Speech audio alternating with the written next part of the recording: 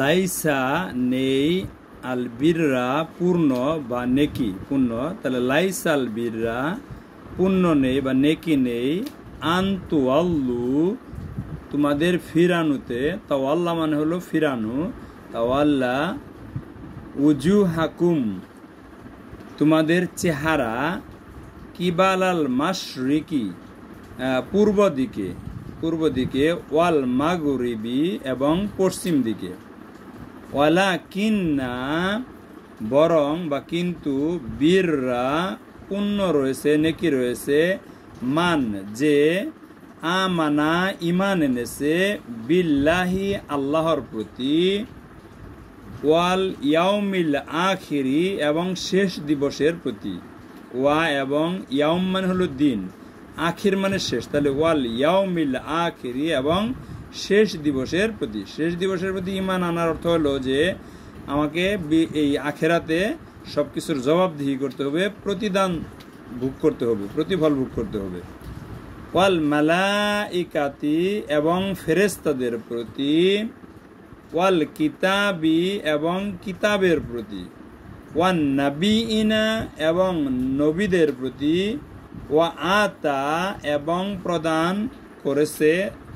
দিয়েছে, আতা মানে দেওয়া, আল মাল সম্পদ মানে ধন সম্পদ, আলা হুব্বিহি তার প্রতি ভালোবাসা থাকা সত্ত্বেও, মুহাব্বত হুব্বু মুহাব্বত ভালোবাসা, হি তার, তাহলে আলা হুব্বিহি তার প্রতি ভালোবাসা থাকা সত্ত্বেও তারা কি করছে, দান করছে, প্রদান করেছে, জাবিল কুরবা আত্মীয় স্বজনদেরকে, ওয়াল ইয়াতামা এবং এতিমদেরকে, ওয়াল মাসাকিনা এবং মিসকিনদেরকে, ওয়াবনাস সাবিল এবং সম্বলহীন মুসাফিরকে, ওয়াসাইলিনা এবং সাহায্য প্রার্থীদেরকে সওয়ালকারীদেরকে, ওয়াফির রিকাব এবং দাস মুক্তির জন্য, ওয়া আকামা এবং কায়েম করেছে as-সালাত সালাত, ওয়া আকামা as-সালাত এবং তারা সালাত কায়েম করেছে, ওয়া আতা এবং প্রদান করেছে আজ-জাকাত জাকাত, ওয়া আতা জাকাত এবং জাকাত প্রদান করেছে, ওয়াল মুফুনা পূর্ণকারী এবং পূর্ণ করেছে, বি আহদিহিম তাদের অঙ্গীকার, আহাদ মানে হলো অঙ্গীকার, হিম তাদের, তাহলে বি আহদিহিম তাদের অঙ্গীকার পূর্ণ করেছে, ইজা যখন, আহাদু অঙ্গীকার করেছে, যখন তারা অঙ্গীকার করেছে সেই অঙ্গীকার পূর্ণ করেছে, ওয়াসাবিরিনা এবং ধৈর্য ধারণকারী ধৈর্যশীল সবরকারী, ফিল বাসাই অভাব অনটনে, ওয়াদ-দাররাই এবং দুঃখ দুর্দশায় দুঃখ কষ্টে অভাব অনটনে তারা ধৈর্য ধারণ করেছে, ওয়াহিনাল বাস এবং সংগ্রামে সংকটে যুদ্ধের সময় তারা এরকমভাবে সবর করেছে, উলাইকা এরাই তারা, আল্লাহ জিনা যারা, সাদাকু সত্যবাদী হয়েছে, ওয়া উলাইকা হুম এবং তারাই, আল মুত্তাকুন মুত্তাকি, এরাই হলো মুত্তাকি। এই মুত্তাকিদের জন্য আল্লাহ তাআলা সৃষ্টি করেছেন আকাশ ও পৃথিবীর সমান একটা জান্নাত। তাহলে আমাদেরকে মুত্তাকি বা সত্যবাদী হতে হলে আমাদেরকে ঈমান আনতে হবে আল্লাহর প্রতি, আখেরাতের প্রতি, মালাইকাদের প্রতি, কিতাবের প্রতি, নবীদের প্রতি, এবং আমাদেরকে দান সাদাকা করতে হবে আমাদের সম্পদ থেকে, এরকমভাবে যারা নিকটাত্মীয়, এতিম, মিসকিন এদেরকে